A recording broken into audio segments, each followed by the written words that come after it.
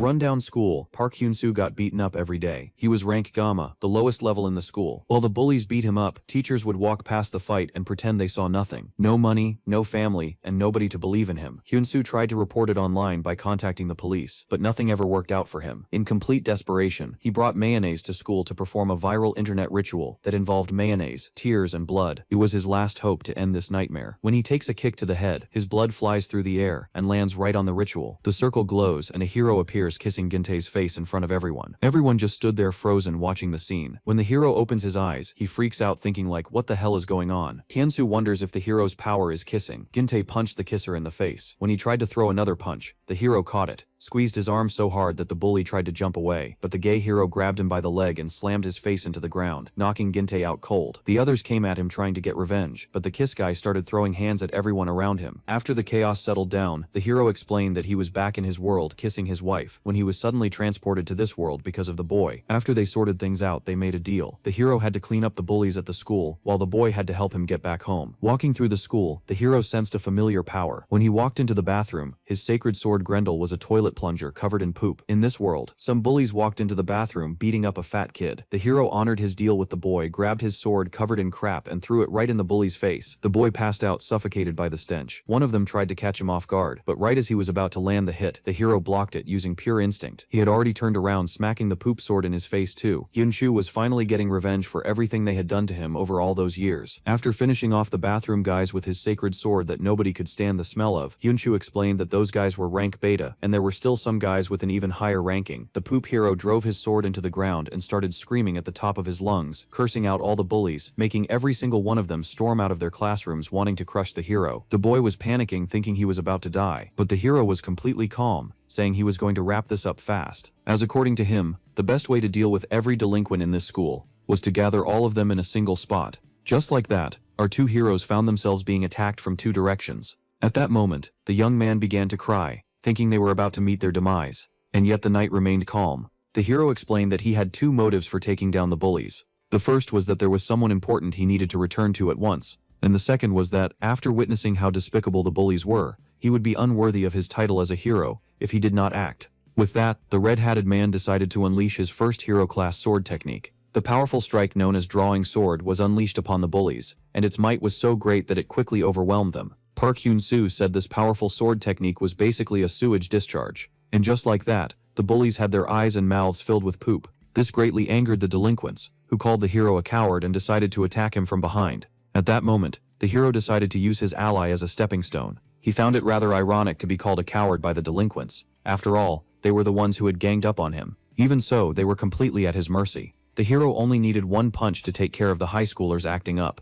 Seeing how strong he was, the bullies decided to jump the hero. Thus he firmly grasped his mighty weapon and unleashed a tempest of attacks upon his many enemies. In the blink of an eye, the bullies were getting knocked left and right, but only then did it happen. A muscle-bound gorilla of a guy managed to grab the knight from behind. This greatly delighted the rest of the delinquents. Lim Sang-dong, a pro wrestler who was the school's #1 beta rank, had gotten a hold of the knight with his deadly grip. The student was annoyed that the hero had attacked him with poop and decided to pay him back with a German suplex, and yet something felt awfully wrong. For some reason, the hero wasn't moving at all. It was the first time someone had resisted the big guy's German suplex. Lim Sang-dong couldn't help but feel as if he were trying to grab an overwhelming mountain. At that moment, the hero pointed out what a disappointment the student must be to his parents. As he removed the other's hand, he explained that if he ever fathered a bully, he would immediately take his life. While grabbing the delinquent by the collar, he spoke. And just like that, upon being slammed into the ground, the big guy was knocked unconscious. Seeing the #1 beta rank get one-shotted so easily instilled fear in the rest of the students. In the end, they all got cold feet and decided to run for their lives. The delinquents were furious and humiliated, as they found themselves running away from someone fighting with sewage. With that, the knight announced to the summoner that they had defeated all the bullies and asked if he was satisfied. Upon seeing this, tears rolled down Hyun-soo's eyes, as now one thing was for certain: they were doomed. A few moments later, at the school entrance, the bullies asked all exiting students if they had seen someone in a hero costume lately. Our protagonist had already predicted that the bullies would swarm the school entrance. In other words, it was only a matter of time before someone found them. At that moment, the hero decided to bring up the outfit the student had given him. At first, he had thought it was some kind of battle uniform, only for it to be gym clothes. The summoner explained to the hero that his armor attracted attention and trouble. The hero then pointed out that the bullies seemed more focused on finding Hyun-soo than him, making the boy blame him for this entire mess. This made the knight explain that he had only acted at Hyunshu's request, and Hyunshu had no idea about his recklessness. And to the knight's shock, it was explained to him that if he continued to act so recklessly, he would find himself up against stronger foes. This made him realize there was some kind of powerful demon king-like student in this school. Park Hyunshu explained that this world was a place where everyone was treated equally, with Sungsong South High School being an exception. The protagonist then asked the hero to look at the students ahead. Park Hyunsoo decided to explain the school's ranking system. In this place, there exist 3 ranks of students. The first is the Gamma rank, which represents the bullied students. Bullies, on the other hand, are labeled as Beta rank, with the pro wrestler the knight defeated yesterday being their number 1. This confused the hero, since everyone should have been terrified of him for defeating the strongest Beta, so Hyunsoo pointed out that there was a 3rd rank. According to him, the Beta ranks weren't that much of a problem, and that the real hassle was the ones in the Alpha rank. The summoner explained that there were currently 5 Alpha ranks at the school that could pose a threat to the knight, despite him being a hero. Yet to his misfortune, his simple-minded new friend simply understood that he needed to dig out all enemies and defeat them all.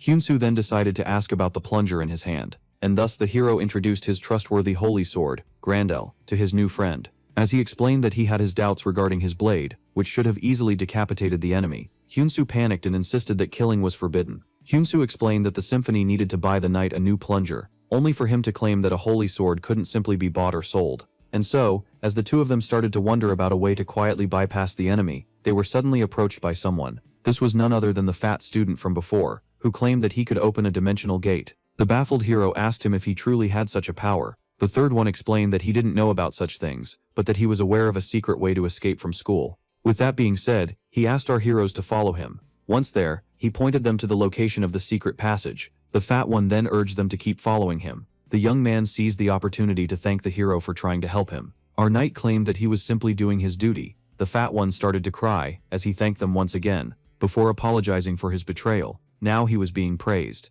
The number 1 of the beta ranks affirmed that he didn't need to be sorry. He explained that, in return for this huge favor, he and the rest of the bullies agreed to stop harassing him, and the rest of the gamma ranks for an entire month. Lim Songdong was overjoyed to stumble upon the hero once again. This time he had brought armed support with him, and was eager to let them loose. Seeing this, the hero asked his friend to stand back. His plan was to fight off the delinquents in order to create an escape route for Hyunsoo. And yet, as he braced himself for the incoming fight, a giant suddenly caught him from behind. Lim Hyung, the number 5 of the alpha ranks, demanded to know if the hero was truly the one who had injured his younger brother. Hyung, who was infuriated by Songdong getting hurt, told this knight to brace himself, as he was about to take his revenge. At that moment, Park Hyunsoo watched in horror, as the hero was ferociously slammed into the ground. Now that this had been taken care of, the hero was finally out of the bully's way. The alpha then turned toward the hero's accomplice. Hyungsoo was being called out for daring to crash the rank gathering. Lim Hyung told the skinny nerd to brace himself for the same fate as the hero. Only then did someone decide to intervene. For some reason, the fat submissive nerd from earlier started to act up.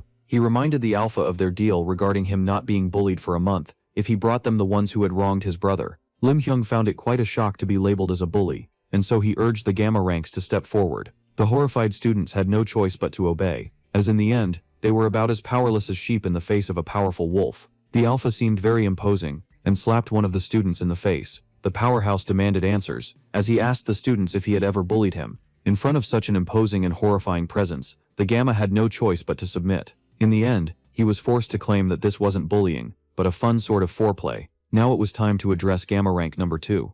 Hyunsoo watched in bewilderment, as when asked the same question, the second student gave the same answer. He couldn't believe what he was witnessing, as this was the purest form of harassment. Now came the time to address the third student, but while asking the question, they were all left shocked by the standing knight. Even his summoner was left amazed, and before the bully could even realize it, he found himself getting hit in the face with a plunger. The hero explained that he didn't need to investigate whether Hyung was a delinquent or not, as the rat had just outed himself. Now it was time to launch the counterattack. Any flash, the giant would find himself tanking a tempest of plunger hits. This left him quite angered, and so he grabbed the hero by the jacket, before getting a good hold of his hand. Seeing how one slam seemed to be ineffective, the harasser decided to spam the same move again and again, but that wasn't exactly impressive. Despite his strength, he was unable to flip his light adversary. After realizing why, the alpha was left shocked, as he was being countered by a simple plunger. A few moments earlier, the protagonist tried to teach the hero about compression and expansion. Hyunsoo explained to the knight that he should at least learn the fundamental properties of his holy plunger,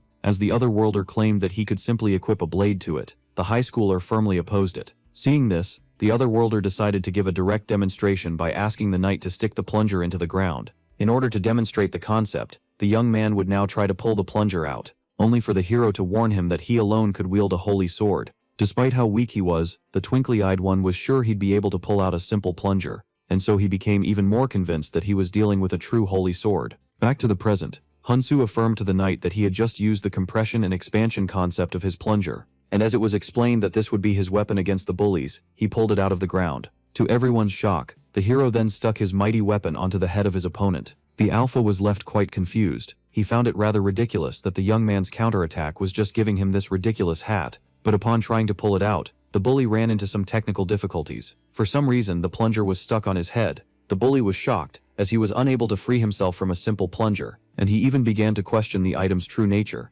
Upon seeing this, one of the gamma ranks couldn't help but laugh. He immediately pointed out how dirty the thing was. They then started to mock him as he was unable to free himself from a single plunger. After hearing this, the students mockingly claimed that toilet cleaning must be the hardest task, and he decided to take it off by force. Yet despite his best efforts, he was unable to unstick it. At that moment, the hero decided to make his move, and smacked the opponent in the face. The punch was so powerful, that even the meaty alpha was blasted a few steps back. Hyungsha's then tried to punch the dodging hero, while accusing him of using glue, and as he claimed that this was the only logical explanation, he suddenly found himself getting hit in the stomach. It was at this moment that the powerful alpha had taken great damage. Seeing this, the beta ranks were left horrified, and charged ahead in order to help Hyung. Seeing this, the hero firmly grasped his holy sword. Before he could even realize what was happening, the bully found himself getting swung through the air, and just like that, the alpha was thrown at his subordinates. Hyungsha's couldn't take it any longer, and just like that, the number 5 of the alpha rank was knocked out of commission.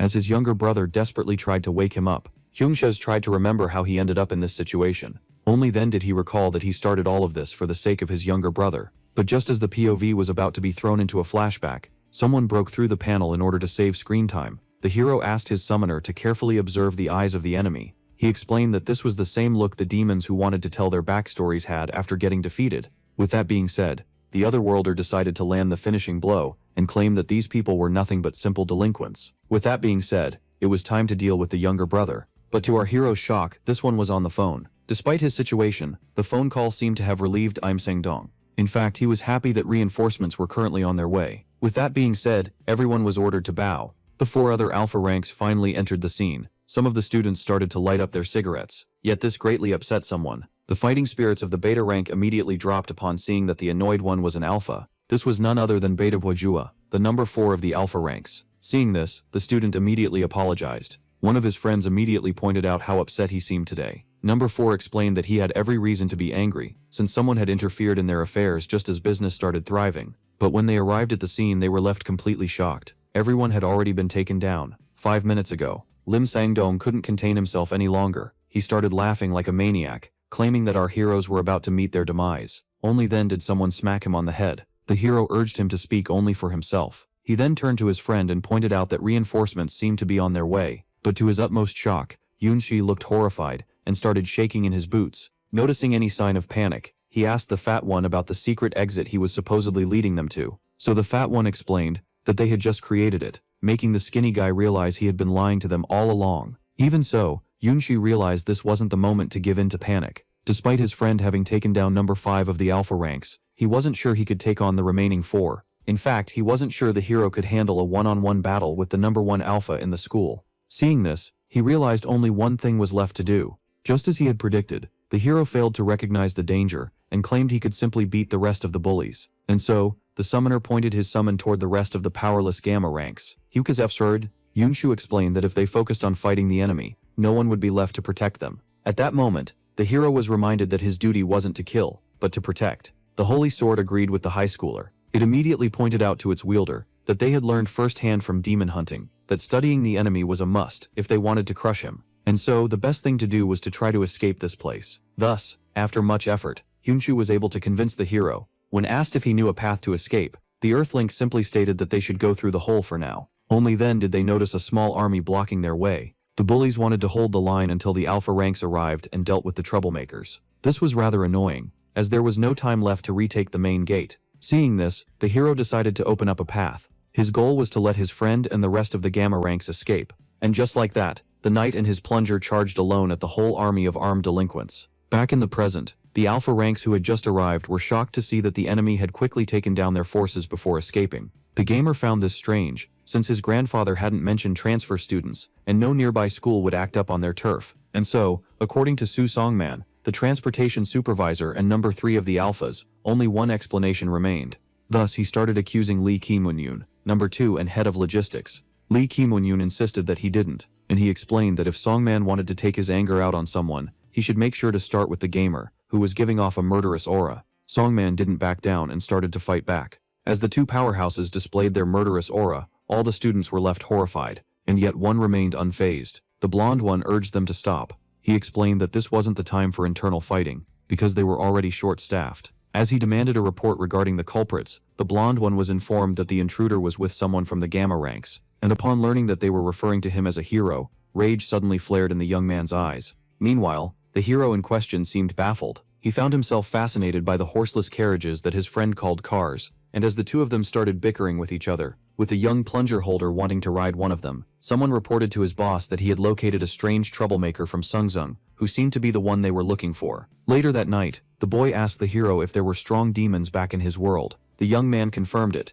saying there was the Demon King, and the 5 elemental stars, which sounded somewhat familiar to the boy. Before being summoned to this world, the knight had defeated the Demon King and his subordinates. Even so, the hero needed to regain his strength quickly, as the demon race had the power to respawn at any time. At that moment, our heroes arrived. The high schooler had taken him to the other world, to his house. At first, the hero assumed the entire building was the park residence, so the young man explained that this wasn't actually the case. Suddenly, someone flashed the hero with a bright light. The knight found himself the target of a surprise attack. Even so, he successfully blocked the incoming metal bat. Yet, due to the power of the strike, the hero was knocked off his feet. The attacker was surprised to see his blow get blocked. Haichuans and the hero found themselves facing a huge gang of bikers. Their leader demanded to know if the hero was the one who had beaten the beta ranks and taken down Haichuans. The labor supervisor was now face to face with the hero. When asked about him, Haichuans informed his friend that this was the number 4 of the Alphas. The number 1 had strictly forbidden them from acting first, and yet the labor supervisor decided to disobey.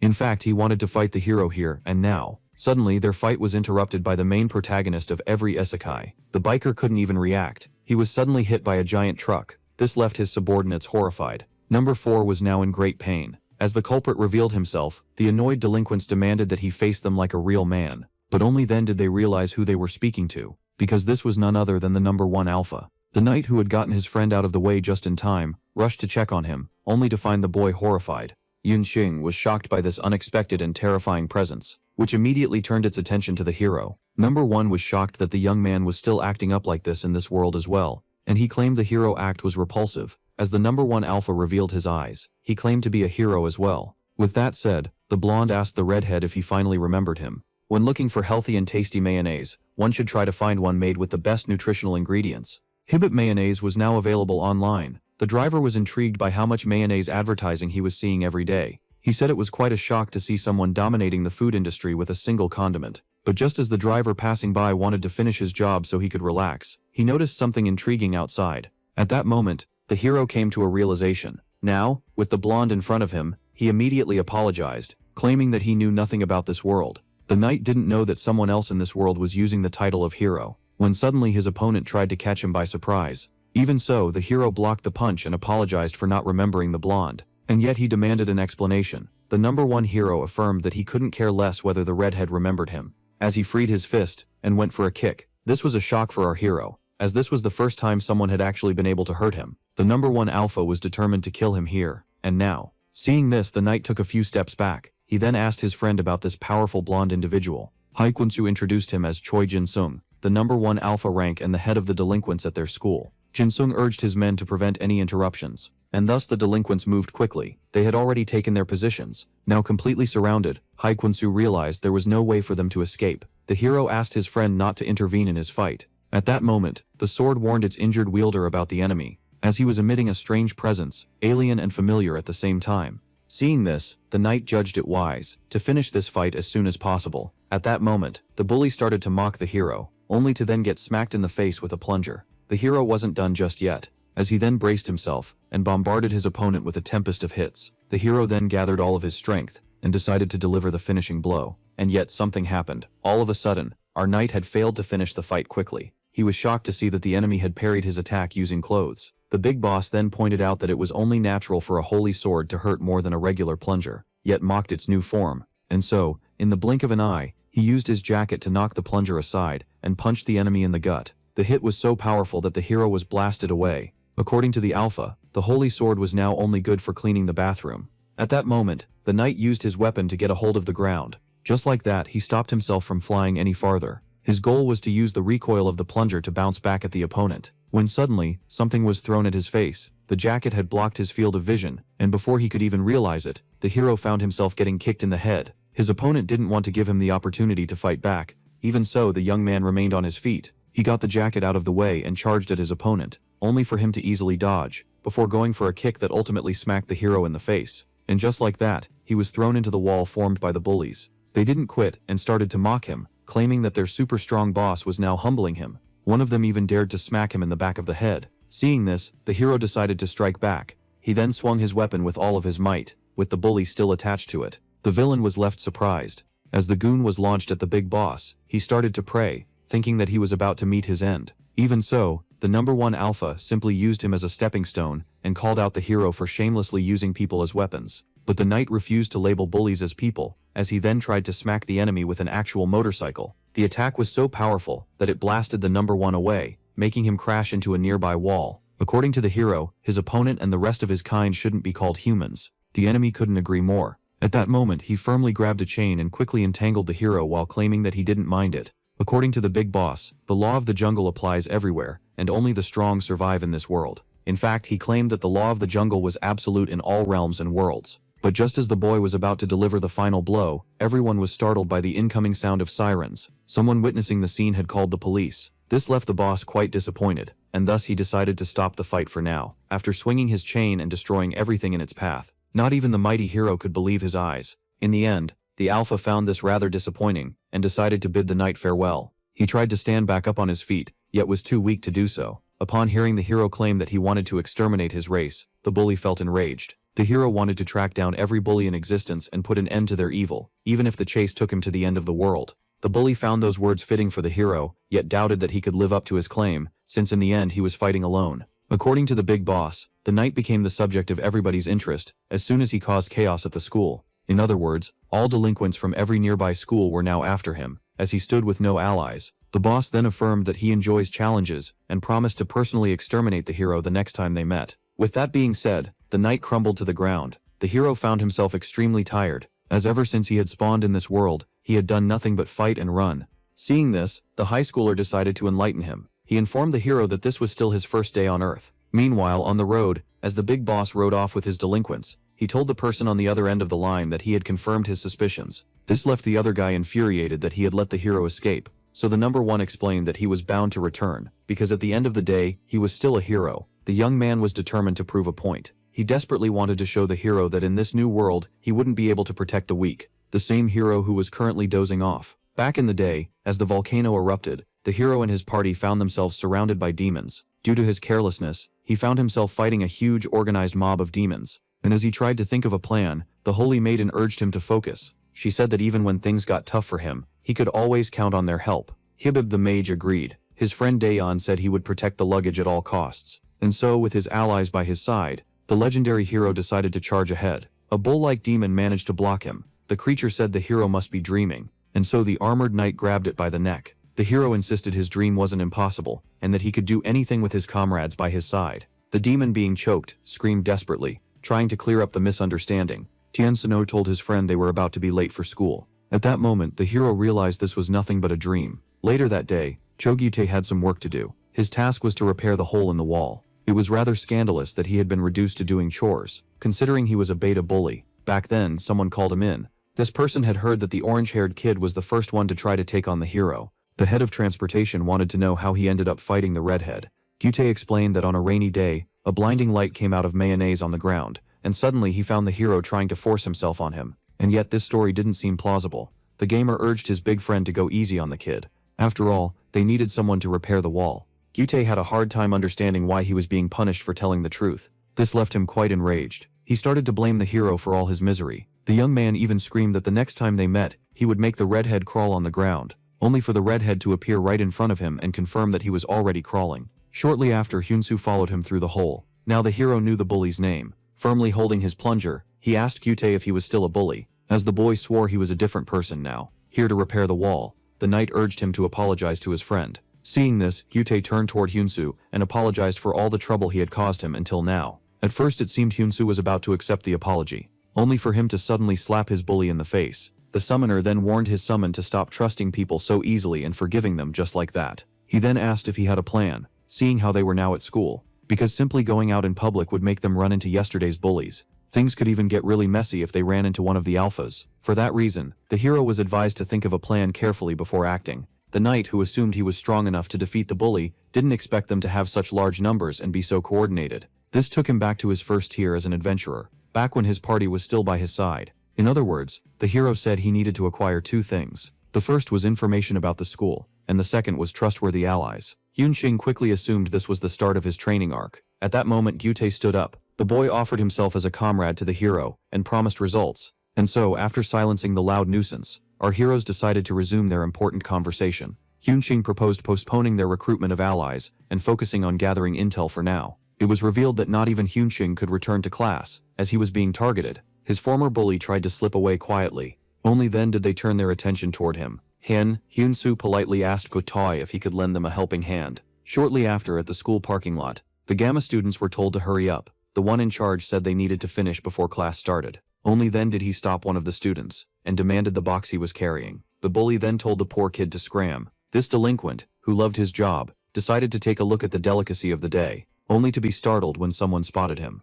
It was none other than Gotoi, who was bringing him more workers. Someone asked why the new guys were wearing masks. The orange-haired kid explained that they were sick. According to Gotoi, containing their illness was key to maintaining the workers' efficiency. With that, the ones in charge on Earth started working. Hyunsoo was relieved, thinking they had been discovered, while the knight was surprised by how efficient the masks were. With that being said, Gotoi informed them that their task was to get these boxes to the basement, and as he was being ignored once again, the boy couldn't help but feel hurt. Once inside the truck, the hero asked his partner why they were here, since they desperately needed to gather information. So it was revealed to him that these items were being transported elsewhere, as their school made money through freight transport. On the surface, it seemed like the school was allowing the students to gain some experience and earn some money. In reality, this place was no different from an Apple sweatshop. In fact, Gamma ranks were forced to work for free between classes. The hero immediately compared this to demons, making humans their slaves. With that being said, the protagonist decided to look through the load while the hero transported the items to the basement. And yet, as soon as the one undercover got off the truck, Grandel fell out of his pocket and started to roll away, only to then bump into someone. Upon taking a look at it, the student was intrigued by the plunger. Its owner apologized profusely. The young man carefully analyzed his unique characteristics, such as his hair and his plunger, and yet he didn't utter a word. Instead, he gently returned the plunger to its owner. As the hero promised to repay his kindness one day, the student simply asked him not to make a big deal out of it. When asked where he was, the knight claimed that he was doing something important. Hyunsoo asked his friend to follow him to the basement. At that moment, the hero asked his comrade about the teachers, who shouldn't turn a blind eye to the problem. The boy affirmed that they didn't. At that moment, a teacher rushed at the bully, screaming at him for making the student work. The man was forced to remind the student once again that he needed to pay him first, before proceeding with the operation. The teacher insisted that he was just about to go and give him the money. Now with the cash in hand, the man decided to take his leave. One of the students asked him if it wasn't already class time, but to their horror, the teacher claimed that they would be self-studying today,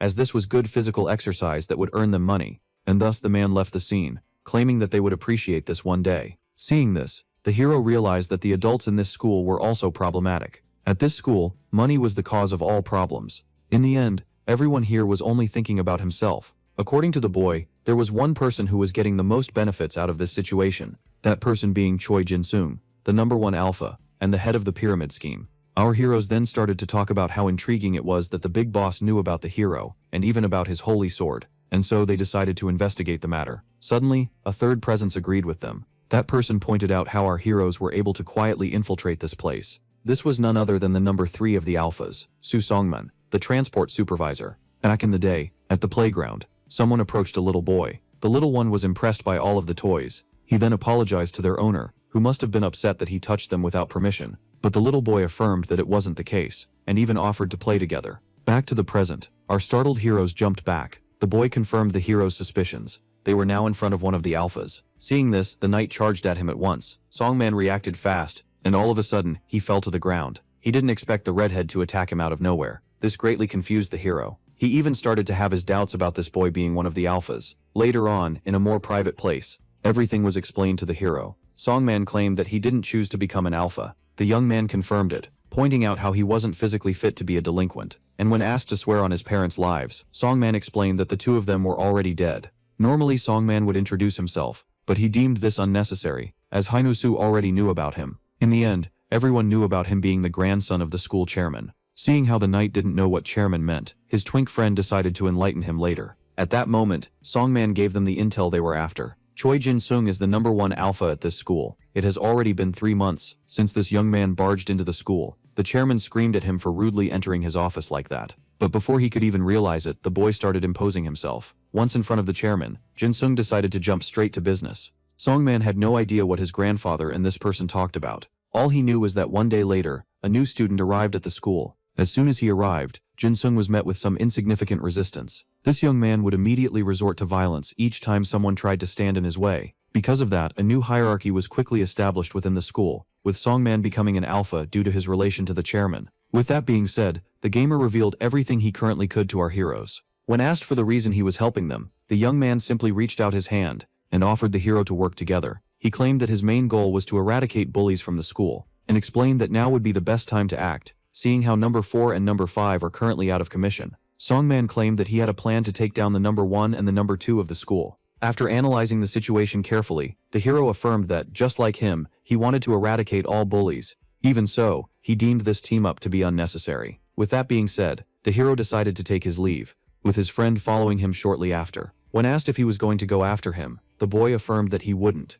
Now Songman had a clear idea about the kind of man the hero he planned on using was, and thus he decided to simply observe him for a while. Shortly after, Hyunsu asked the hero why he turned down Songman, despite being in desperate need of allies, and so the knight revealed that despite his position, he never held a personal grudge against demons. The hero revealed that he simply picked up the sword in order to protect the people in need, and thus it would be shameless of him to join forces with a bad man, in order to defeat another one. And as he pointed out that something smelled odd about him, the boy assumed that the hero was referring to Songman's scent, so the hero affirmed that he wasn't. The shiny little car that the chairman's grandson had on his desk was once tainted with blood. The hero could smell a monster underneath Songman's skin. For that reason, joining forces with him could end up being a bad choice. For that reason, the hero judged it wise not to recruit any more allies aside from his friend for now. Hyunshu had misjudged the hero, as he wasn't simply a hothead who is good at fighting, but someone who plans rationally. The hero's plan was to continue fighting. Ignore the fact that he lacked manpower and intel. For that reason, it would be best to start small, with the first step being to see where the truck was heading. At that moment, the boy pointed out to the hero how they had forgotten to put on their masks. Just like that, due to a simple mistake, the hero found himself being charged at by a bunch of delinquents. The knight firmly grasped his holy weapon and started to brutalize anyone approaching him. Suddenly, he noticed that the truck was already on the move, so he quickly turned to his friend, but this one was nowhere to be seen. At that moment, the engine started. Horyunsu asked the hero to get on quickly. The intrigued warrior asked his friend if he knew how to ride one of those things. He was told to stop wasting time, and with that being said, the two of them started to follow the truck. Seeing this, the bullies tried to close the door, so the hero asked his friend to step on the gas. And with that being said, all the bullies were blown away. Now, with the nuisances being out of the way, the hero and his mighty steed rushed to follow the truck. The knight didn't expect his friend to have such talent. Horyunsu revealed how he was forced to become a delivery driver in order to pay off the bullies. The truck was now in sight. Seeing this, the high schooler asked his friend to hold on tight,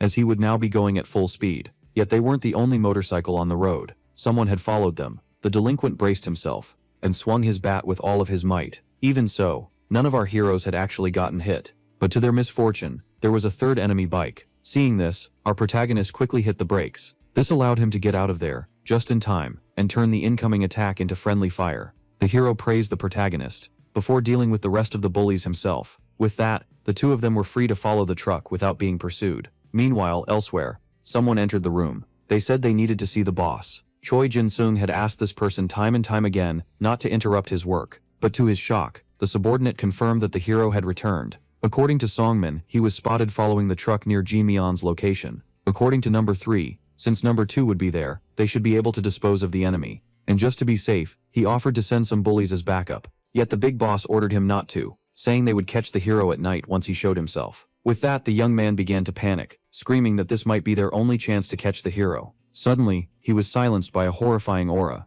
The big boss said this was the last time he would forgive him for his mistakes, before telling him to leave the room. Songmin was disappointed, and when asked if he wanted to deploy his bullies, he said he didn't want to. The chairman's grandson decided to stick to the original plan and go observe the hero up close. Meanwhile, the hero decided to warn his friend, since it was highly possible they were following the truck to the enemy's headquarters. This was entirely possible, since they didn't know where the truck would take them, and so they decided to stay on guard. Later that day, upon arriving, both of our heroes were left quite shocked, as they found themselves in the presence of children. Haidsu and the Otherworlder were now at a nursery school. The kids were overjoyed as they were given toys and snacks, and as the truck left, the hero was shocked to see it had simply been delivering items to this place. Suddenly, someone approached him. The little girl, pointing at the plunger, asked the red-hatted guy if he was a friend of the director, but after taking a good look at his outfit, she thought he might be a friend of her big brother. The knight bowed and introduced himself as the hero, before asking the little one her name. But then, all of a sudden, the little girl started to cry because he had touched her hair with the hand holding the plunger. She even promised to tell everything to her big brother. Only then did a biker arrive on the scene. Just as the child was screaming for help, the biker quickly took off his helmet.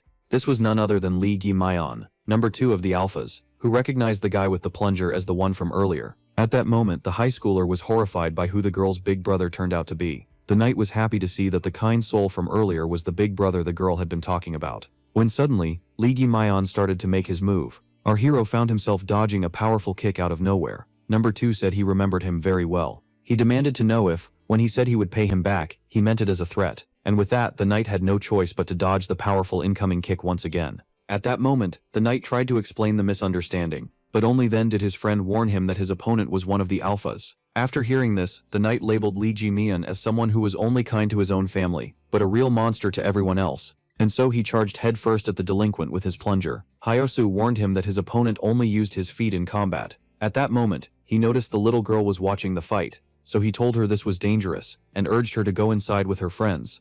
But to his shock, the little girl shouted to her friends that there was a fight going on. All the children rushed to see their big brother fight a mysterious villain. Just like that, a crowd gathered around the two fighters, hyping up Ji-mian. The kids cheered for their big brother, and even started betting candy and toys on him. Seeing this, the protagonist started cheering for his friend, and just like that, he found himself getting swarmed by a bunch of kindergartners. Even the pretty boy had a hard time understanding how he ended up in this situation. Ji-mian told his opponent that if he wanted to conquer the school, he had no right to harass the kindergartners. The hero explained that this was a misunderstanding and claimed that the alpha was a hypocrite for trying to lecture him about such things. With that, both of them understood that words were meaningless, and they charged at each other to talk with their fists. When suddenly someone interrupted their fight, the man angrily declared that the two of them were passing their bad manners on to the children before smacking them down. Just like that, both the hero and the number 2 alpha fell from a single punch. That person who was complaining about how ruined today's generation is, was none other than the director. One day, as he returned to the kids, the young man was left quite shocked. That was the first time he had met Choi Jin-sung. Back then, this young man was the new transfer student who arrived at their high school. He claimed that he was only here to greet Ji-mian before leaving the orphanage. According to the headmaster, this young man was here to buy the land of the orphanage. But fearing that the little ones would be split up, the old man naturally refused. One day later, the boy began to find more and more people near the orphanage. Even so, he decided to ignore them, seeing how they weren't bothering anyone. But everything changed one day. When a scandal occurred, the young man rushed to meet up with the old man and the children. It was explained to him how one of the kids from his school had used money to lure a little girl, before burning her with a cigarette. Because of this, the young man found himself filled with anger, and so he decided to place himself among the high ranks. And so, one day, he barged into the school gym. He was determined to show the boys that they had no right to act as they pleased. And just as the chairman's grandson criticized him for getting pissed off over a simple cigarette burn, he was suddenly kicked in the face. With that being said, the bullies decided to jump him. In the end, this turned out to be a one-sided massacre. Only then did it happen. The chairman arrived out of nowhere, and was horrified to see one of his children beating up students. That's when it all clicked. Ji-mian realized that he had walked into a malicious trap. In the end, the young man found himself forced to pay for property damage and compensate his victims. Yet, seeing how he was still a student, he didn't have that kind of money. In fact, that was too much even for the old headmaster. Later on that night, someone approached the young man. That person was none other than Choi Jin-sung, who offered a partnership deal to the young man. He claimed that he would help him as soon as he agreed. Ji-mian, realizing how truly powerless he was, found himself at his limit, and so he grabbed the monster's hand. making him promise two things. The first was that he would never harm the orphanage again, and would even help it from time to time. As for the second, it was about him joining the Alphas. Without the headmaster knowing, he even allowed Choi Jin-sung and his people to use the orphanage shed. When suddenly he was woken up, seeing how startled the students seemed upon waking up, the old man started to laugh, while reminding him of a previous embarrassing incident. The headmaster then looked silently at the young man, and demanded to know if he truly bullied weaker kids at school. Yet Ji Mian insisted that those were not just simple lies. He reminded the old man that his only reason to fight was the orphanage, and urged him not to worry about it. With that being said, the old man decided to go shopping. He then tasked the teenager with looking after the kids. Ji Mian was unable to feel any remorse, because in the end, protecting this place was his top priority. And yet as soon as he opened the door, deep in his thoughts, he found himself in front of a monster, begging to be saved. Just like their big brother, the kids were bullying a monster. The young heroes made it their mission to slay this mighty beast. In the end, the Red One couldn't take it any longer, and declared himself to be the true hero. Even so, the kids refused to give him the title, since he didn't even have a real sword. With that being said, the fight for the title of hero finally began. And just like that, the mighty Three Stooges charged at the monster for the final battle. Only then were they interrupted. As the hero tried to immerse the intruder into the game, the latter urged him to cut it out already, as they had business to attend to. Shortly after, and once outside, Guy Mayon asked our protagonist to leave this place. As he claimed that there was no reason for them to stay here, the hero assumed that he was jealous of his new bond with the children. Even so, I couldn't deny that there was no further reason for them to stay here. Yet before taking his leave, the knight assured the protector that they still had some unresolved matters, and thus he reached out his hand, claiming that they had started off on the wrong foot. From what the hero had heard from his friend, Jae Mian was once a noble fighter who stood up to the police. For that reason, the hero was now proposing a team-up in order to take down Choi Jin-sung. This situation fully reminded the young man of the deal he had made with the blonde one. Jae Mian said that he truly disliked the other students at school, and that he was only with them for the sake of the orphanage. Even so, he affirmed that he wasn't opposed to their methods, as in the end, due to the support of the delinquents, his little ones were well fed and happy. In exchange for him becoming one of the alphas, Choi Jin-sung had promised to keep this place safe and show it some support, and even if he decided to mutiny, the big boss would always be too much to handle. For that reason, he genuinely advised the hero to give up the fight. Seeing this, the young warrior found it useless to try and reason with the protector any longer. Even so, he urged them to mark his words, as the next time they came across each other, they would be enemies. With that being said, the knight decided to take his leave, as his friend urged him to get out of the driver's seat, and just like that, our protagonists exited the orphanage. While on the way, the nerd asked the jock if he really wanted to make the protector their ally, and to his shock, the hero explained that he could sense his hostility. Grandel had a special power that allows the wielder to sense the hostility of the opponent. For example, the hostility emitted by Songman was filled with greed, yet that of Gaemion came from his desire to protect the orphanage. Yet seeing how the potential ally had rejected the hero, he decided to go back to school. When suddenly, they passed by a familiar truck. Having recognized it as one that belonged to the school, they assumed that it contained more support items. But only then did the holy sword start to speak to its wielder, as it had a completely different theory in mind. Songman was about to arrive at his destination. He wanted to get there as soon as possible, in order to finally get his gut back on Gaemion. Back when he was a kid, there were countless things that Songman wanted, and in the house where he grew up, he only had toy cars. But as he was deep in his backstory, he was suddenly interrupted. A huge figure with a plunger declared that he was prohibited from doing this. The hero despised the backstory look that the boy had in his eyes, and affirmed that he didn't have time for it. Songman had a hard time understanding, as he hadn't wronged the knight, only to then be smacked in the face. The hero couldn't be more enraged, as the alpha had taken a kid hostage. Seeing this, the allies of the enemy decided to intervene. A lot of delinquents rushed to take care of the hero. Even so, he firmly grasped his mighty weapon, and took each one of them out in the blink of an eye. With that, as the high schoolers started to run away, the one in the suit was left angered, but just as he complained about how they were getting overwhelmed despite their numbers, he was suddenly kicked in the face. Even so, the one in the suit managed to parry it just in time. Jiang Baotian urged them to keep their head in the fight. Lim Sangdong threatened to hurt the little girl if her protectors refused to comply, when all of a sudden, he was turned into the Black Power Ranger. Now, with the delinquent being blinded, an opportunity for the little one to escape was created. The girl demanded her gun. At that moment, the high schooler was grabbed by the hand. Lim Sangdong quickly slammed the hero's ally into the ground, making him feel great pain. The muscle mountain reminded the twink that he was a nobody, and threatened to take his life. He then started looking for his hostage, yet failed to notice that she was closer than she seemed. The little one unleashed the first technique of her art, known as the forward thrust, dealing a great amount of damage. At that moment, fragile and precious eggs were broken. The old man at the supermarket apologized for having dropped them, and just like that, the one whose family jewels were shattered, fainted while still on his feet. As for the other guy, he was knocked out of commission, according to the kids. It was at this moment that the nerd screamed to the protector. He told him that all the kids were now out of danger, and that he was finally free to go all out. At that moment, the one in the suit noticed something horrifying. The young man he was protecting was now unconscious on the ground. As for the hero, he was doing his usual thing, chasing the boys with a plunger. Seeing this, the man decided to handle things a little more seriously. This made the teenager brace himself for a powerful attack. But all of a sudden, the one in the suit turned around and grabbed Songman. He said his main priority was to protect the young man, and that they would need to settle things another time. Even so, the knight refused to let him go. But just as he was about to strike him with his holy sword, his hand was suddenly stopped. And while the hero had a hard time processing what had just happened, the man explained that such reckless swings wouldn't work against him. And with that being said, he threw the redhead away. By the time the hero had gotten up, the chairman's grandson and his bodyguard were already in the truck. And with that being said, they made their escape, leaving the rest of the boys to run for their lives. At that moment, the hero turned toward his ally, yet to his shock, his funeral had already started. As the little girl was reciting the words, she was smacked in the head. Jameon reassured the knight that his friend was simply knocked out of commission. The two fighters agreed not to try to go after the bullies, because in the end, their priority wasn't to take down the enemy, but to protect the weak and the innocent. With that being said, the hero checked on the kids, who showered him with admiration. Seeing how his little ones grew attached to their new savior, the protector was left speechless. Only then did an imposing presence arrive. The director had finally returned, and to his horror, one of his girls was knocked unconscious.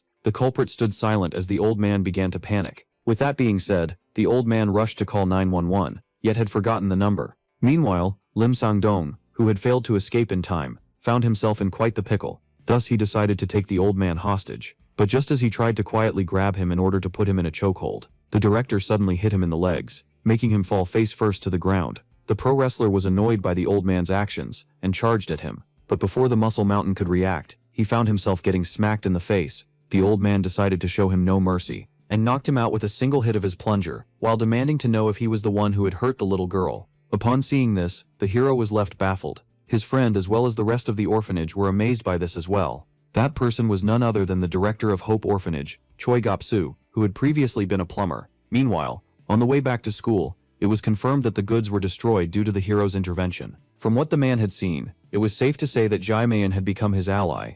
With that, the bodyguard promised to give a detailed report upon returning. After ending the call, he found himself greatly frustrated. Back when he stopped the hero's plunger, he found himself overcome by a strange emotion. For that reason, he decided to take his revenge on him next time, no matter what. Seeing how Jae-mayan had broken his part of the deal, Choi Jin-sung didn't see any more reason to uphold his own. Later that day, at the gym of Sung-sung South High School, the Gamma ranks were ordered to work faster, as no one was allowed to go home until they finished their work. At that moment, the big boss arrived, demanding to see Sungmin, so he was quickly directed to the beaten-up young man. The boss was shocked to see him in such a state, when suddenly someone fell to the ground. One of the Gamma ranks could no longer endure the labor, and as he begged for mercy, the big boss looked at him in silence. Before viciously kicking him in the head, Choi Jin-sung claimed that they had no right to complain, since slavery was the only thing they were good for. The blonde one couldn't have been more disgusted by the useless human race. After seeing this, the other alpha began to tremble, and to his horror, the big boss's attention turned toward him.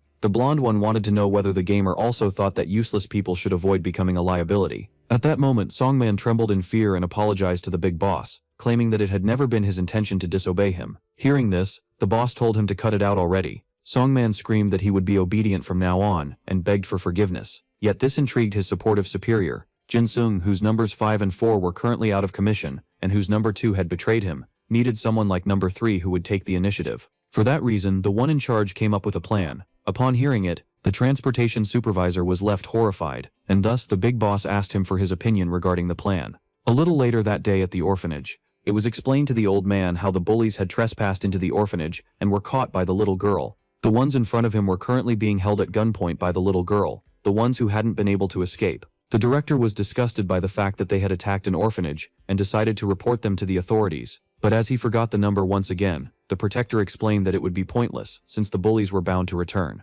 The hero was of the same opinion, as one needed to take drastic measures to deal with delinquents. With that, he pointed out to Jae-mayan that they shared a goal. Yet once again the teenager refused to team up with the knight, affirming that they would remain enemies forever. Even so, Jae-mayan had no choice but to express gratitude toward the hero, because the fact that he had saved his little ones was a kindness he could never repay. The hero felt quite pleased as Mayan promised to catch Alpha number 3, and thus he claimed that this would be enough. Seeing this, the old man decided to lend a helping hand as well. Hyunsu got excited, thinking that the director was going to fight, forcing him to remind him about his respectable age. The old man simply wanted to cook them some food, which would be the first time the hero tasted the wonders of this world. At that moment, Lim Sang-dong asked about his fate as well as the fate of his comrades. Thus, the director gave the signal to the little girl. With that being said, she aimed her gun in order to carry out the command. The Muscle Mountain started begging for his life, claiming that he had an older brother to take care of. But the little 8-year-old couldn't care less, as she fired her shot. Later on that night, the hero stood alone in the middle of the woods. He firmly grasped his weapon and attacked a nearby tree. After that, he took his first step forward and started to practice his technique like crazy. He was relentless as he kept unleashing attack after attack. The knight captain practiced his swings with all of his might. After a short while, he finally stopped. The hero found himself out of breath. Both he and Grandel felt the same thing. After his previous fight with the big boss, as well as one of the bodyguards, the hero was now certain that after arriving in this new world, he had lost a huge portion of his power. For that reason, he had to come up with a new way to take on the bullies. When asked if he had a plan, the young man confirmed that he did. Later on, he went down on his knees and begged the old man, who was currently unclogging a toilet, to take him as a student. The old man was intrigued by how much the boy, who wasn't from around here, was invested in this, since it wasn't even his fight. Yet to his shock, the hero claimed that he had no choice but to protect the innocent. It wasn't in his nature to stand still as injustice occurred. And so, as he was being begged, the chairman stood stunned. Seeing how the one in front of him wasn't like the rest of the children, the old man finally agreed, as he had once faced a similar problem. When asked about his weak points, the hero claimed that he needed to improve his swordsmanship, but as he was being knocked off his feet, the old man insisted that he couldn't be more wrong. According to him, he shouldn't start by working on his mastery of the plunger. Back when the redhead was fighting Mion, the old man was able to notice something intriguing. The hero had no experience fighting humans. His shocked expression made things obvious, and thus the first step was decided. The knight needed to train his hand-to-hand combat skills. Meanwhile, at a construction site, a car pulled up. The boss asked his subordinate if they were in the right place. He was annoyed that this lazy guy had called him here out of nowhere. Kwok Tai-hwa, the manager of one of the construction companies, wanted to teach the teenagers some manners. And with that being said, he and his bodyguard entered the building. As soon as the manager saw the one who had called him here, he screamed at him for his arrogance. Yet, seeing that he was being ignored, the manager asked his bodyguard to act. With that, the man politely explained to the student that he should answer an adult's question properly. When all of a sudden, someone from behind hit him in the neck, and before the man could even realize it, he found himself getting punched in the back of the head by a super gorilla. The delinquents were annoyed that the bodyguard was talking like every other old person. The manager demanded an explanation. Choi Jin-sung, will you double the amount you supply to his high school? The man found this scandalous, and as he screamed that he only did business with them because he had connections with the chairman, the boss revealed that no one was talking to him. Choi Jin-sung was addressing the one he had on the ropes. In the end, the man in a life-or-death situation had no choice but to accept, leaving the manager baffled by how crazy the teenager was. Seeing that the first business partner had agreed to double the supplies provided, the big boss turned to the second one. Choi Jin-sung demanded to know if the manager would agree to the same deal. And just like that, the big boss improved his business in the span of one night. The one with the bat asked for the next step, since they now had the ability to secure the necessary supplies. When asked about the hero, Choi Jin-sung claimed they would try to catch him another time, as they had more important business to attend to. Lim Hyung, at the big boss's request, looked into the closest locations to their school, which turned out to be Ilsung High and Isung High. With that being said, the big boss called for all hands on deck, as they were about to make their move. 14 days after that night, at school, upon arriving, the number 2 of the alphas confirmed to the other side of the line that things were quieter than expected. From the looks of it, the other alphas were absent, which was kind of weird. The gammas of their school were now working with students who seemed to be from Ilsung High and Ilsung High. With that, the number 2 of the alphas asked his ally if he was going to go after number 1 and number 3. That friend in question was none other than Hyun-soo, the gamma student ranked 102. The skinny guy claimed it would be pointless to track them down, as he had gotten some intel from a friend who had recently visited the orphanage. From what he had heard, Choi Jin-sung had invaded 2 other high schools and forced their students to work for him. In other words, the big boss was trying to spread his dominance. Seeing that the enemy was trying to take control of the 2 neighboring high schools, it would be best to destroy them at once. Ji Myeon claimed it would be better not to focus on the defeated high schools, and instead try to predict which one the big boss would try to absorb next. So our protagonist compared this to a game. To make it simple, as soon as Choi Jin-sung shifted his focus to a new high school and tried to conquer it, they would focus on freeing the ones already enslaved. In other words, this strategy would allow them to end up face to face with the enemy. Hyunsoo even said this would be the best strategy in order to catch Songman. In the end, the number 2 of the alphas was convinced by how efficient the strategy seemed. Later on that night, some weak students found themselves in a tough situation. The 2 bullies explained that they would be the ones getting punished if their workforce started to slack off. Yun Chul-ho, the top student at Ilsong High, demanded to know why most of the kids here were from his partner's school. So the partner in question, Bong Gu-tak, the top student at Ilsong High, pointed out that one of them was a transfer student from his school. They found it rather hilarious that the transfer student in question had run away from the workload at his original school, only to be enslaved again at the other. Seeing that the workforce wasn't very motivated, their bosses decided to cheer them up. They were all left stunned when the blonde one claimed he had the personal information of each of their families. The bullies said the weaklings were free to go, but that by doing so they would be putting their families in danger. The muscle-bound brute was then impressed by a pretty photo of one student's sister, and as he began threatening to let the local bullies at her school know about her, one of the students finally yielded, as he agreed to do anything in exchange for his family's safety. The delinquents were left amazed at how much of a child's game this was. Then, all of a sudden, someone decided to contradict them. He claimed that threatening someone's family should never be considered child's play. The delinquents were intrigued as a scrawny kid was standing up to them. Seeing this, they demanded answers. They wanted to know who he was and what school he belonged to. As he asked if the bullies had been identified, the ones in front of him were confused, so he explained that he wasn't speaking to them, but to his partner behind him. And from the looks of it, the hero had seen enough. These men resorted to verbal abuse. They were violent, and also liars. To top it all off, they even had tattoos. And to make it even worse, they were smokers too.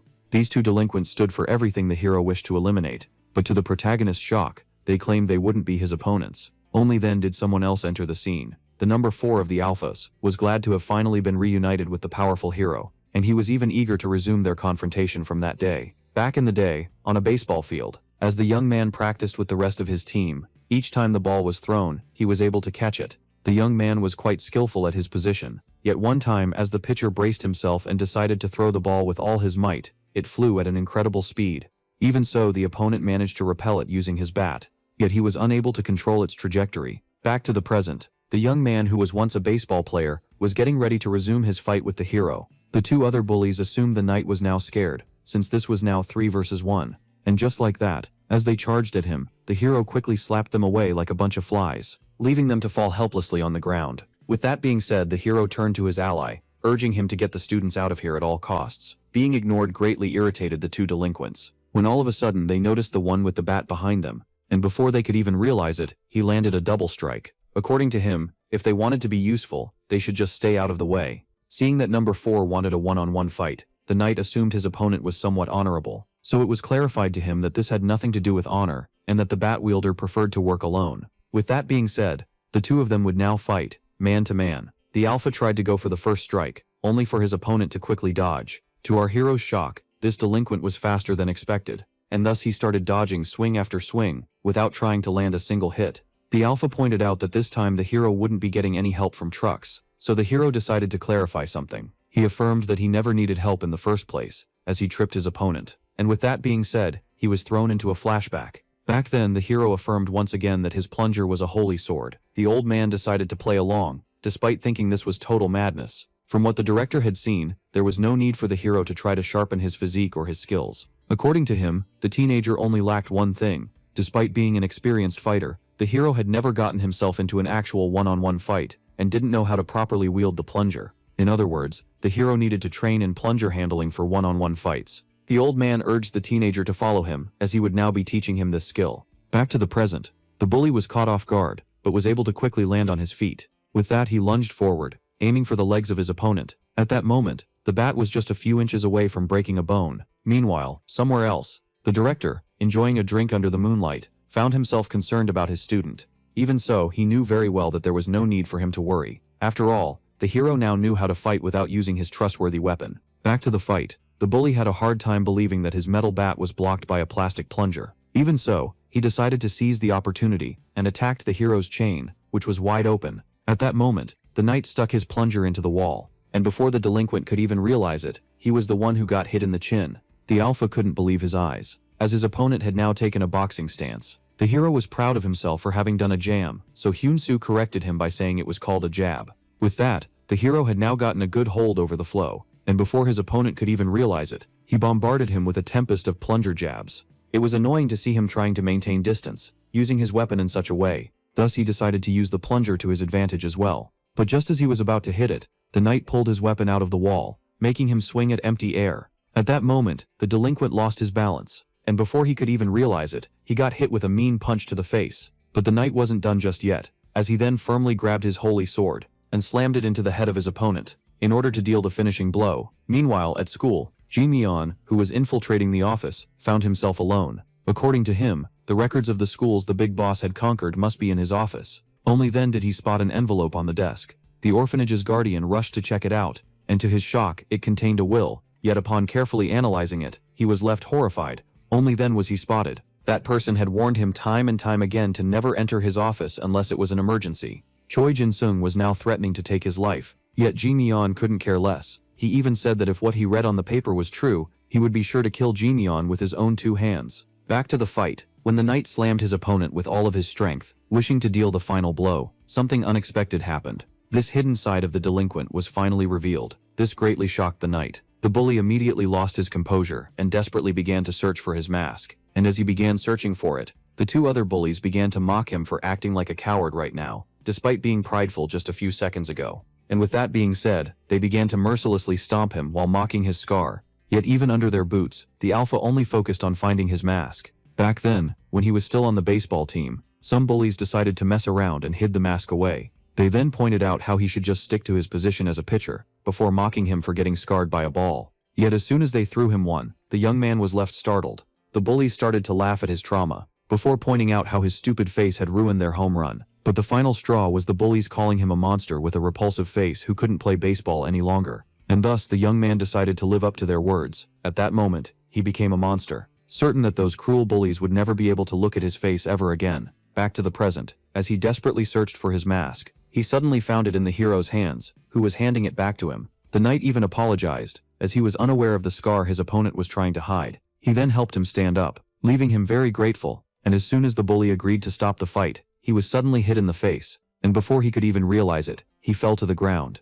Now the fight was truly over. In the end, the alpha admitted defeat. When asked about the next step, Hyunshu revealed to the hero how he had sent Guy Mayan to the school in order to gather some data. At that moment, the defeated bully insisted that number 2 wouldn't be able to find the list if he really was at school. Upon learning that Choi Jin-sung was there, the 2 of them were left utterly horrified. Only then did the high schooler receive a notification. It was a message from Guy Mayan. It was a confusing warning that the director was currently in danger. Meanwhile, the big boss and his number 2 found themselves face to face. Choi Jin-sung expressed his disappointment in Guy Mayan, who could have secured the best outcome for the orphanage if he had remained loyal. He even claimed that he truly wanted to keep his promise to him and the orphanage. Yet Guy Mayan seriously doubted his words upon reading the paper. Seeing the fake will under the director's name on the big boss's desk left him furious. Guy Mayan immediately realized that Choi Jin-sung wanted to take his life in order to take over his orphanage. To make things even worse, the blonde one claimed that this was only natural, since one should forget about the past in order to focus on the future. Number 2 couldn't take it any longer,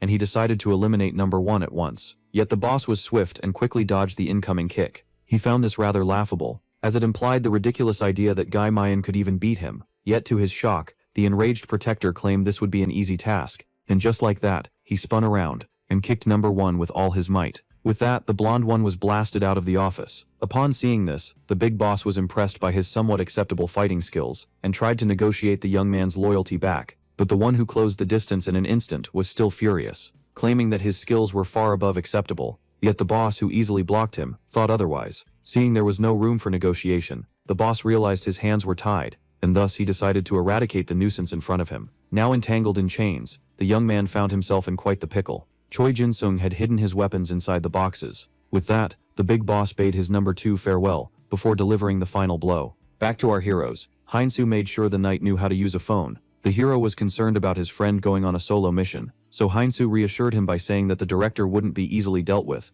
Yet Hyunshing's main concern was the fact that he was leaving his friend with number 4 of the alphas. The hero asked his new ally if he was truly okay with helping them, only to be urged to remain silent. And with that being said, each of them went on their way. The alpha decided to clarify that he was only repaying the hero's favor, and claimed that he was bound to lose to the boss upon entering the school. Only then did he realize that the knight was rather uncultured, as he mistook the title of boss for another one of Choi Jin-sung's names. This made the delinquent recall the time someone referred to the boss by a different name during a phone call. Upon learning that Choi Jin-sung was being referred to as Mercury, the otherworldly hero was left stunned. Meanwhile, in the middle of the woods, the old man who had drunk too much realized that he wasn't in his prime anymore. And as he began to recall his glorious past, he suddenly bumped into someone. The director apologized, claiming that he was currently under the influence of alcohol. The old man was worried about Jiamayan, but little did he know he needed to worry about himself. As soon as he heard the young man's other name, the hero was left startled. Meanwhile, in front of the school's gym,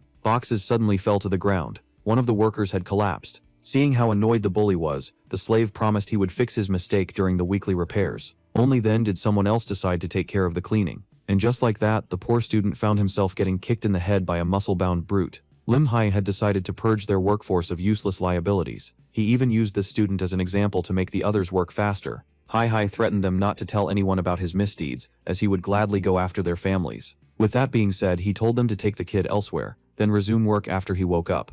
Then he heard a familiar voice. On seeing him, the muscle-bound gorilla was left shocked. The plunger hero had finally arrived. Our knight paused for a brief moment to assess the situation, after taking a look at the pathetic state of the working force, as well as the fact that one of them had been knocked unconscious. He explained that back in the day, since he was mostly tasked with repelling demons, he rarely confronted humans. Yet as far as the hero could remember, there were always some who were consumed by greed. At first he thought that cleansing the land of demons would make human selfishness disappear, yet now he realizes that he was being too naive.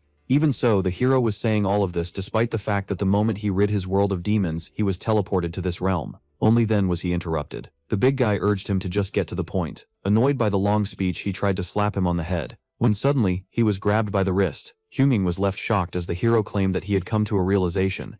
In the end, he realized that his actions against demons didn't affect human malice, as according to him, some sons of humanity were just rotten to the core, as he broke the giant's hand. Meanwhile, inside the gym, the question of the origin of human malice was raised. According to the big boss, it originates from greed, as humans would naturally discard what they judge to be useless.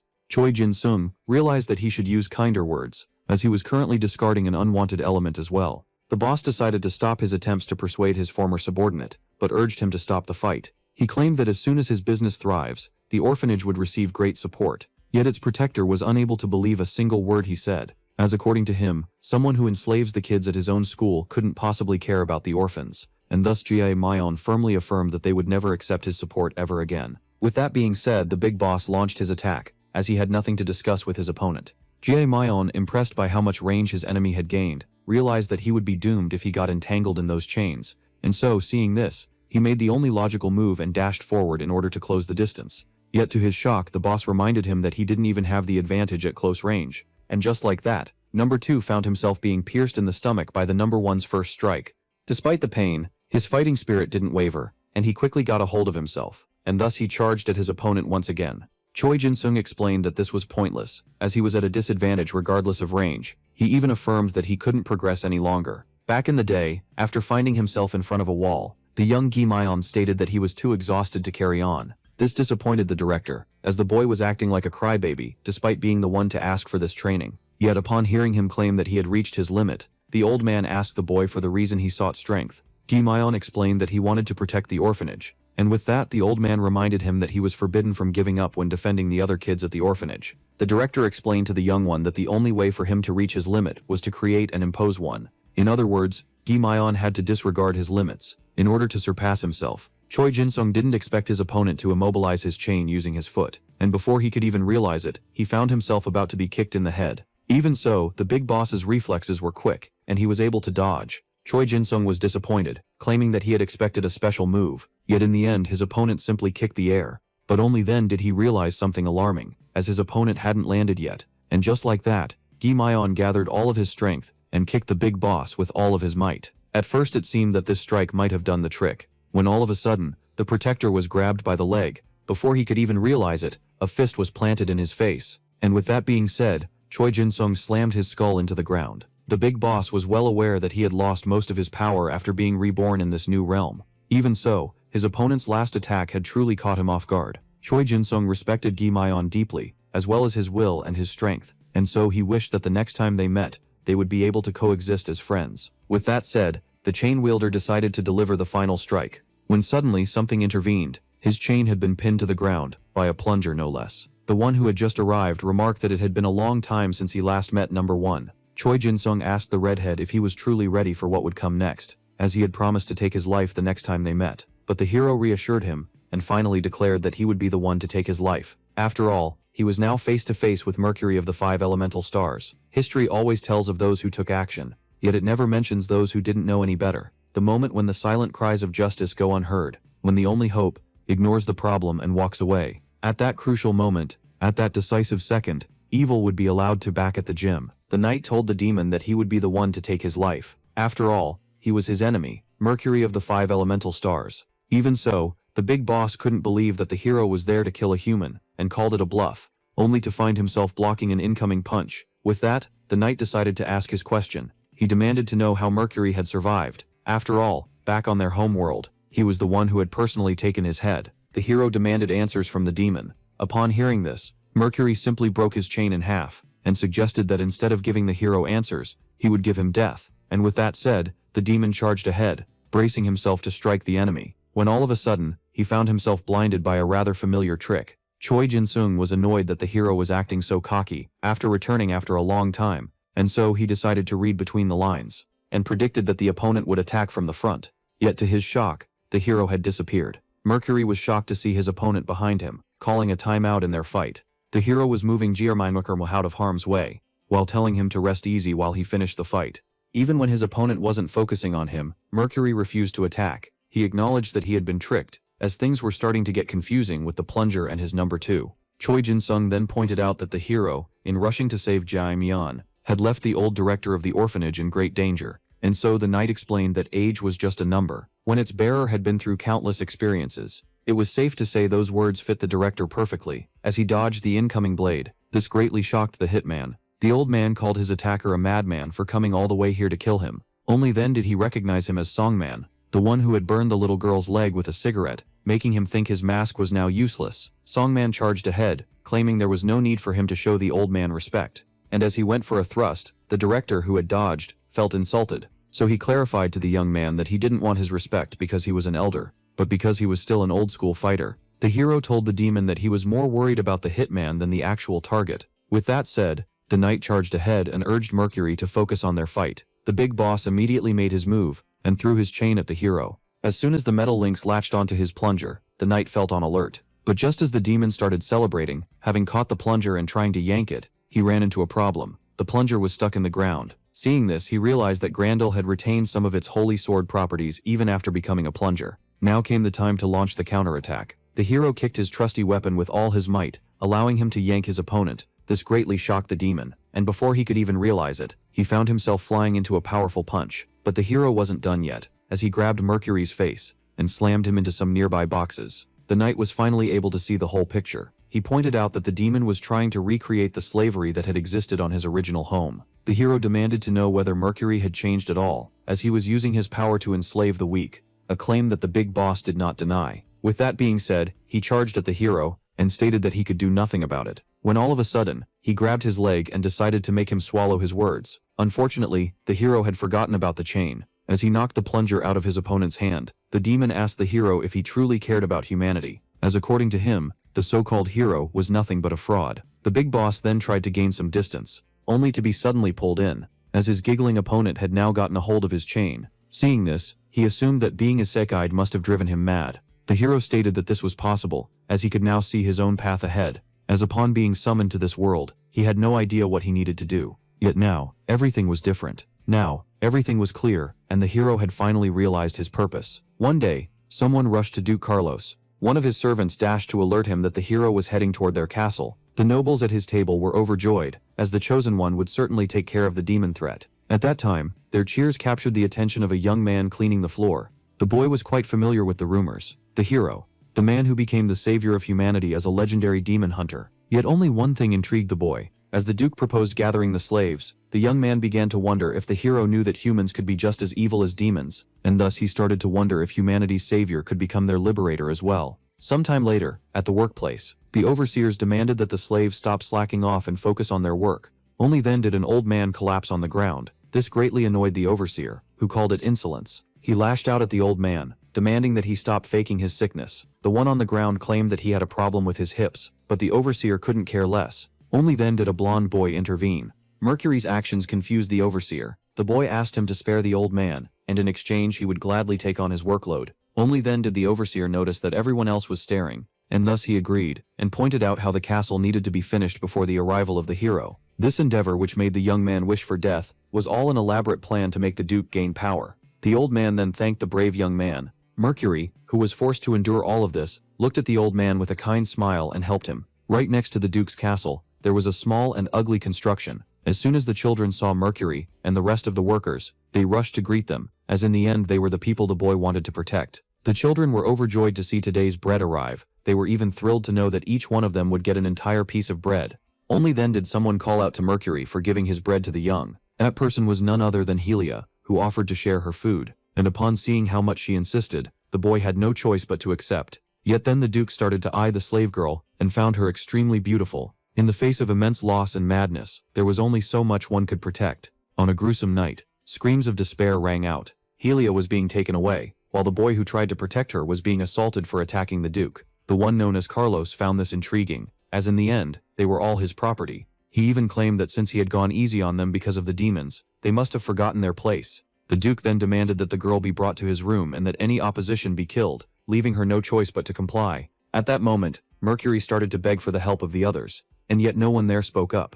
At that moment, Mercury realized that he was all alone. The Duke claimed that he was just making more problems for the rest of the slaves, and demanded that he be executed. When all of a sudden, a monstrosity appeared. The demons had entered the castle. One of them immediately started his attack, and was about to crush the Duke, when all of a sudden, the monster was cut to pieces. Upon seeing their savior, the blue-eyed boy was left speechless. At last the hero had arrived. The knight urged everyone to get to safety. At that moment, Mercury began to wish that the hero had arrived too late to save the Duke. If he had been just 1 second late, the atrocity he had endured, and everything that came after, would never have happened. With that said, the two deadly enemies exchanged punches. Each of them then readied an even stronger blow and launched it at the other, when suddenly, one of them let go of the chain. This made the hero lose his balance. As the redhead was caught off guard by this unexpected move, he was called a hypocrite.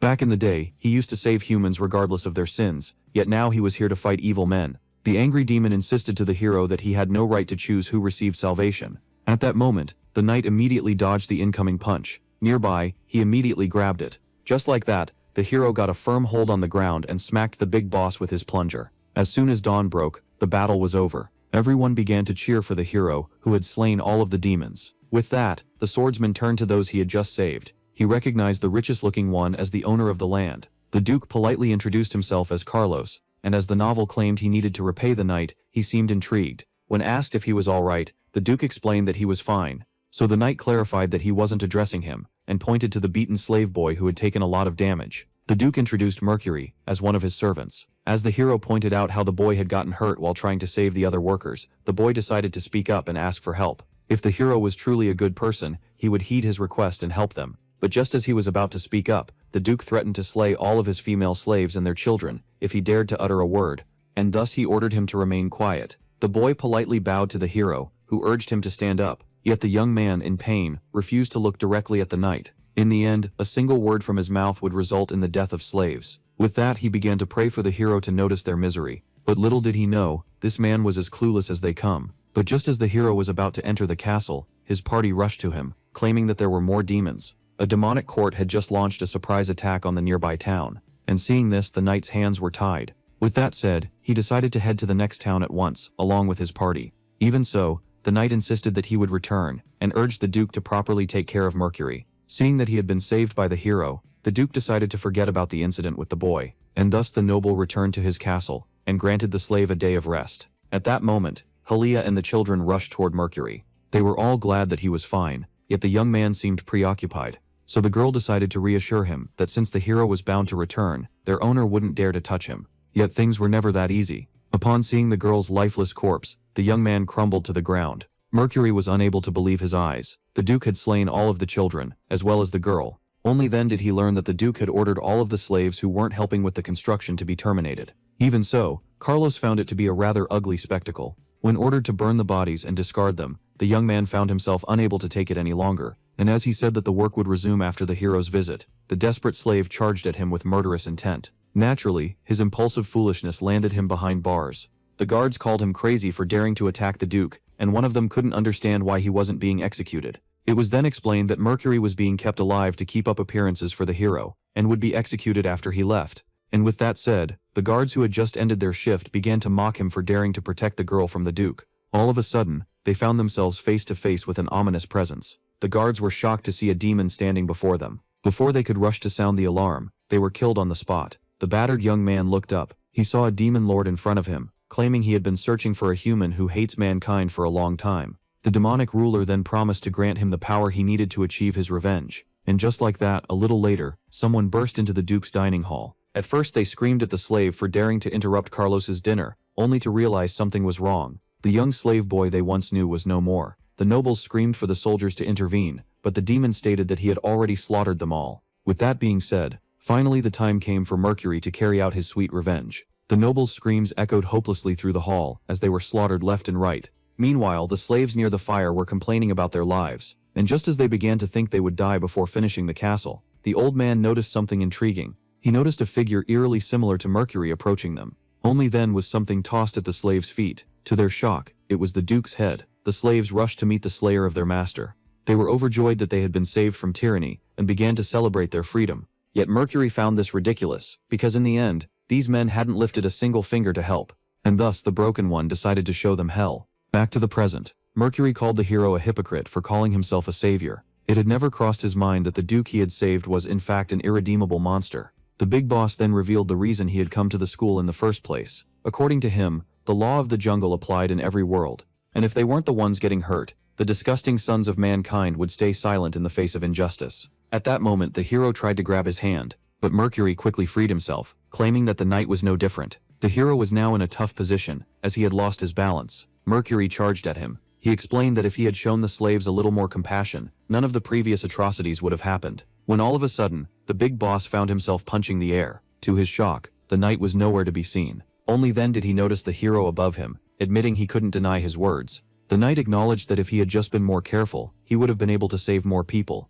and so for that reason, he had no choice but to put an end to Mercury's evil here and now. Back in the day, when they were close to the fire, Hylia asked Mercury if he was familiar with the stories of other worlds. According to a magician, there was another realm next to this one, and the girl was rather curious about it. Yet Mercury found this rather ridiculous. As Hylia claimed that even slaves had the right to dream, the boy tried to clear up the misunderstanding. Seeing him desperately try to take back his words, she couldn't help but chuckle. Hylia then grabbed him by the arm, and began to wonder what their lives would be like if they had met in another world.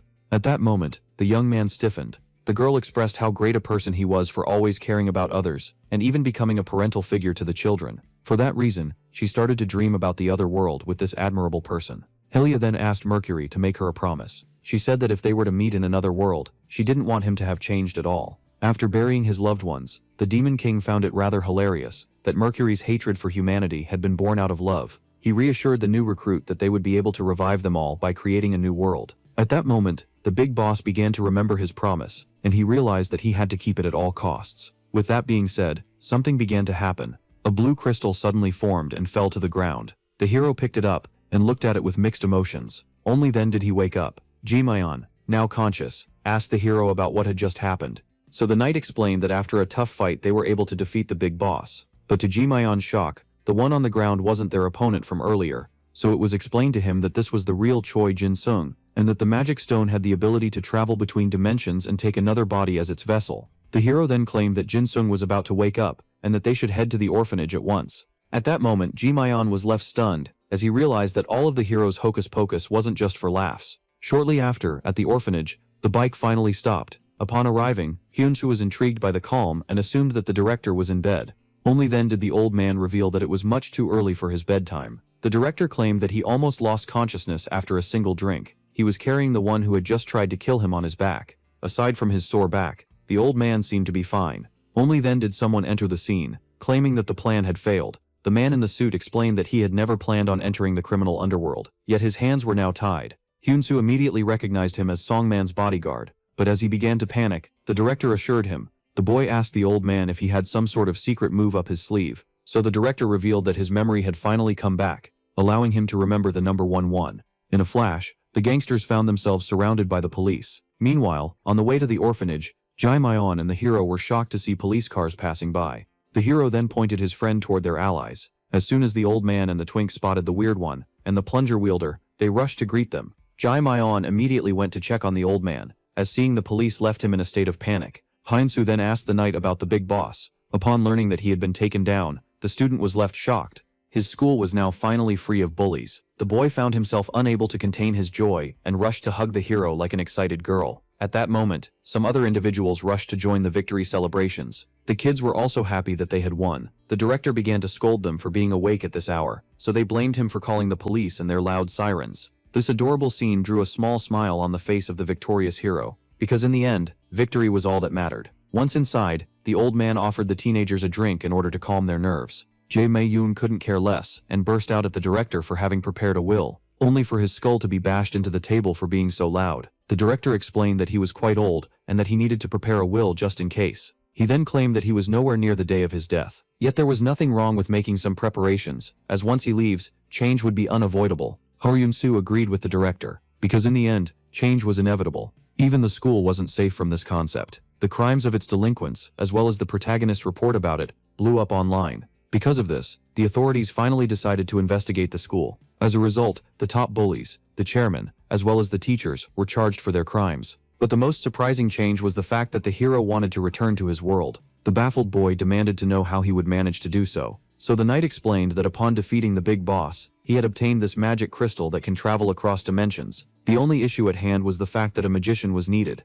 But according to him, this would be difficult, as this world was deprived of mages. But little did he know, he couldn't be more wrong, as one was just about to knock on his door. Hyunsu pointed out that this dimension had no magicians, but only then did someone contradict him. Upon being greeted, the hero was left shocked. When asked if he had been recognized, the hero was shocked by the familiar old man. But to his surprise, Hyunsu also recognized Hibib, the culinary mogul. When asked how he knew him, the student claimed that this man was a celebrity. Hibib was the #1 culinary expert and food research company, and their mayonnaise was considered #1 worldwide. Only then did the man bow down and greet the hero. The knight was intrigued, as it was the first time that his friend had greeted him like that. So the old man explained that he looks cool doing it. Seeing that the hero was acquainted with the old man, the high schooler connected the dots. The man in front of him was the great mage Hibib, one of the hero's allies. With that said, the old man decided to discuss some important matters. Sometime later, at Hibib's headquarters, the high schooler was left quite shocked. As it turned out, the summoning of the hero was in fact part of the mage's plan to obtain the demon magic stones.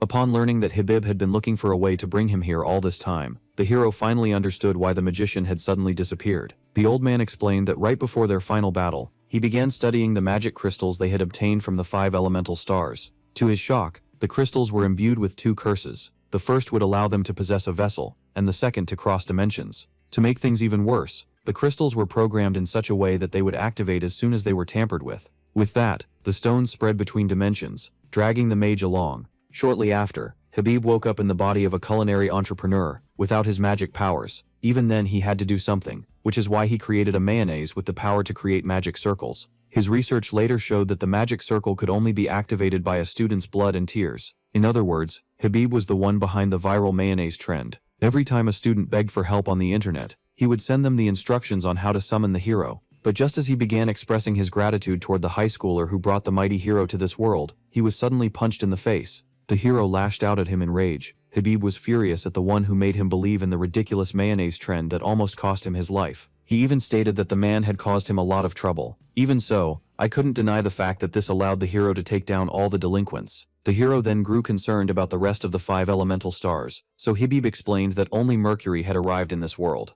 As for the rest, there was a strong chance they were still in their home dimension, gathering strength for their return. In other words, the knight and the magician needed to return home at once in order to deal with this threat as soon as possible. On the positive side, the magic crystal acquired after Mercury's defeat would allow them to create a gate back home. According to the mage, the portal would be ready tomorrow morning. Later that day, after taking a breath of fresh air, our heroes returned to the place where they had first met, after a long time. Their short adventure, which felt like an entire month, started in yet another crazy way. With that being said, Hyunshu thanked the hero for granting his wish of having a normal school life. But the knight insisted he was only doing his duty, yet the boy maintained that the hero had inspired him. For that reason, Hyunshu decided to hold on to the dream he had abandoned. Just like in the past, he aspired to become a police officer, just like his mother. The hero immediately recognized those people as the defenders of this world that Ji Miyun had mentioned. In the past the kid idolized his mother, yet he gave up on his dream after she died while chasing a criminal. Because of that, fear invaded his life and prevented him from standing up for others. Yet now the boy wanted to change his mindset in order to face his fears.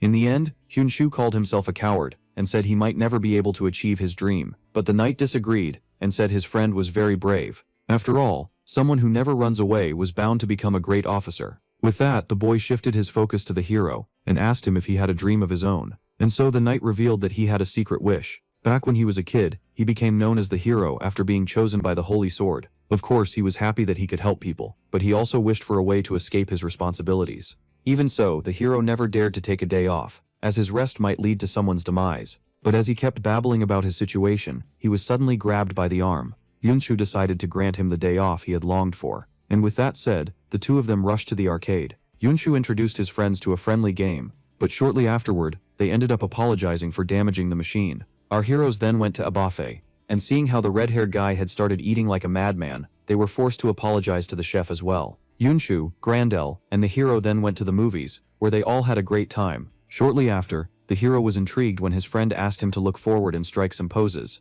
The people passing by were left startled, as it sounded like a loud monkey was inside the photo booth. And with that being said, the fun of our heroes finally came to an end. The hero then expressed how glad he was for Hyunshu's gift, and promised to take good care of it. When asked about the time of his departure, the knight decided to confront his friend with the truth. But only then did the mage appear. The gate was now ready, and the hero and Hibib could finally leave. Despite wanting to stay a little longer, fooling around was a privilege they couldn't afford. The hero tried to say his goodbyes. At that moment, Hyunshu thanked him for everything, and wished for him to return home safely. The high schooler then asked his otherworldly friend to stop the demons from ever returning. And with that being said, a promise between two friends was made. And just like that, the knight and the mage waved goodbye. The hero was finally gone. A new morning finally dawned. The daily routine of our protagonist didn't change much, as he prepared himself for school like normal. A small difference was that he started sipping the tea given to him by the director. Hyunshu, who decided to change nothing in his daily life, began to wonder what the hero was doing.